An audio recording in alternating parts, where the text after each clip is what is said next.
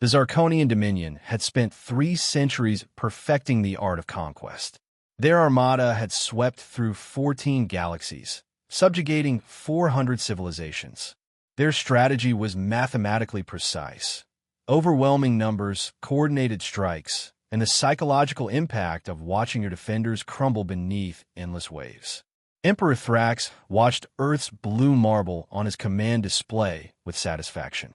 Intelligence reports showed a fragmented species, barely united, with a fleet that numbered less than 200 vessels. The Dominion would deploy 2,000 ships. Standard protocol. Begin the invasion, Thrax commanded. The Armada emerged from hyperspace in perfect formation, blotting out the stars. Every human vessel in the Sol system immediately scrambled to intercept, forming a desperate defensive line near Mars. Thrax almost felt pity. Almost. Then his sensor officer's voice cut through the command deck. Emperor, we have an anomaly. Something massive is emerging from Earth's orbit. On the tactical display, a new signature appeared. The computer struggled to calculate its dimensions, finally settling on a number that made Thrax's 3 hearts skip simultaneously. 20 kilometers long. The Leviathan rose from Earth like an ancient god awakening from slumber. It wasn't sleek like Zarkonian warships. It was industrial, brutal, a flying fortress that looked like humanity had hollowed out an asteroid and filled it with every weapon they could imagine.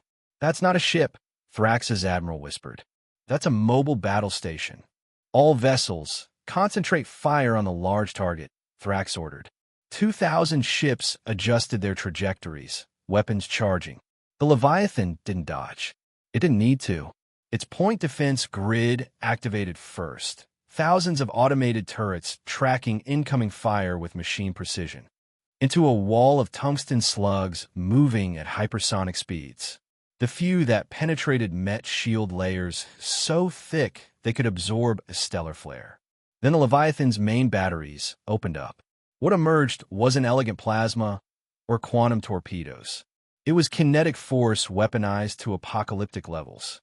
Mass drivers the size of buildings launching projectiles that had been accelerated through electromagnetic rails spanning half the ship's length. Each slug carried enough kinetic energy to shatter a planet's crust. The first volley erased 40 Zarkonian vessels. Just erased them.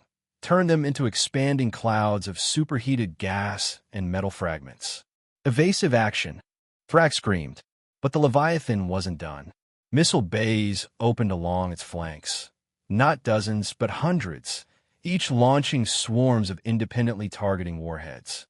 Laser batteries designed to mine asteroids carved through Zarkonian armor like tissue paper. And from its bow, something that intelligence would later identify as a scaled-up naval railgun, fired a projectile so massive it created a visible gravitational distortion as it passed. The shot went through 17 Zarkonian ships before its energy finally dissipated. Retreat. Full retreat. Thrax abandoned all pretense of command dignity.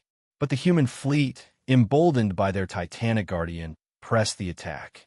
Smaller vessels darted between Zarkonian formations, targeting engines and command centers. The Leviathan simply advanced, unstoppable, its weapons never ceasing.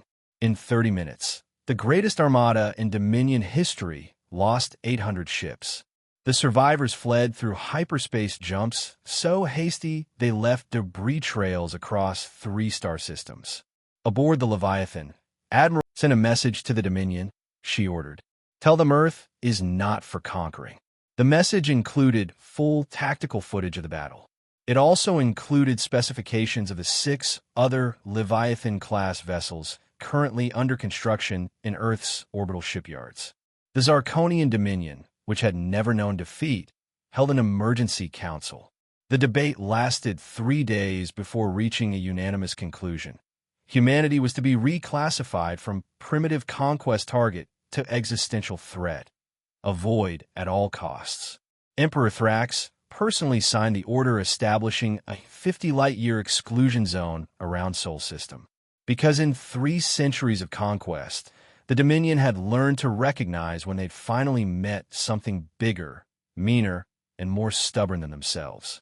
Earth's Leviathan remained on patrol, a silent promise to the universe. Humanity would not go quietly into subjugation. They'd built monsters to ensure it.